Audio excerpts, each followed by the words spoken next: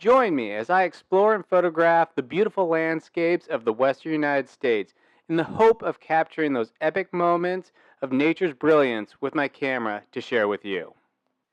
All these locations are some of the most incredible in the United States, possibly the world, and they're all within a day's drive of Los Angeles, California. Some of these places are a little bit of a long drive, others are very close, but all the locations are completely worth the adventure. This is Miles from Los Angeles, the video series.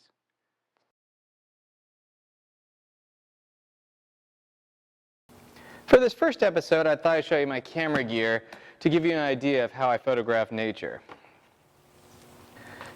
This is the Phase 1 IQ digital back, which is part of the A series with Alpha, which I'll show you here.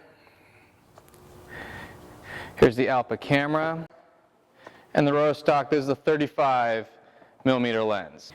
Now, as you can see, this is a perfect setup for me. It's small, lightweight, with amazing image quality, because of all this has to go into this when I go hiking.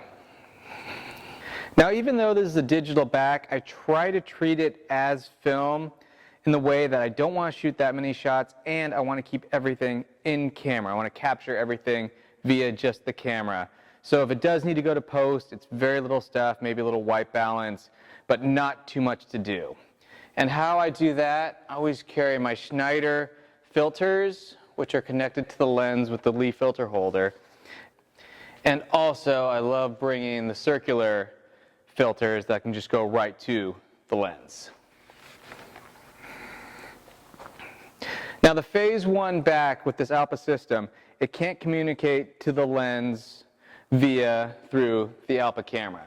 So all that is needed is just these two cords, well, one cord actually. And now this cord just connects to the back itself and this one to the lens.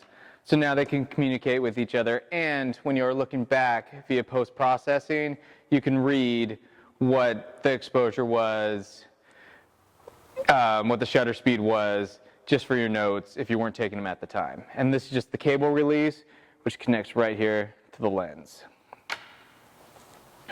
And I also bring with me everywhere I go is the Nikon D810. This is a great camera. It's a little bit more robust than the A series here, and I feel a little bit more comfortable if it's pouring rain out or dust storm, sandstorm.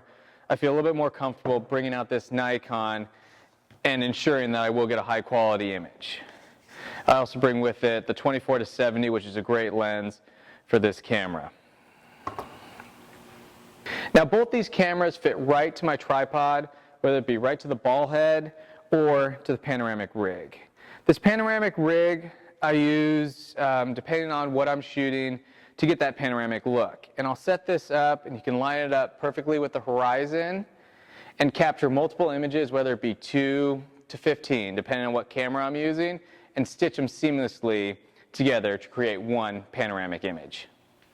Now, last but definitely not least, these are my maps, which I take everywhere. And before each trip, I'll look online, I'll look at websites, look on Google Earth to get an idea of what I want to see. These are for the Columbia Gorge area, which I've been to a good amount of times, but there's so many good trails up there and waterfalls that I still want to see.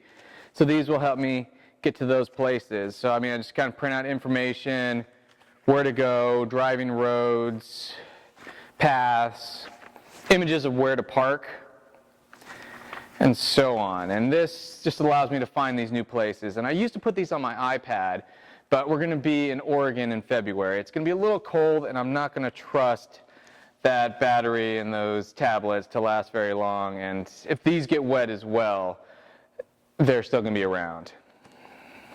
So there you have it. This is my camera system. This is my kit, which I pretty much take everywhere, minus my 70mm lens. But this works very well for me. The Nikon, it's very good on battery life, and again, it's a little bit more durable, so I can take it pretty much anywhere and know I'm going to get a great shot with it. The Phase 1 digital back, you can't say enough about what Phase 1 is doing. This medium format chip, this is the CMOS version of that. Very little noise at long exposure, great image quality. It's amazing camera setup, and again, with this A series, the Alpha, to make it so small and easy to use, you just can't go wrong with it. It's just an amazing little camera.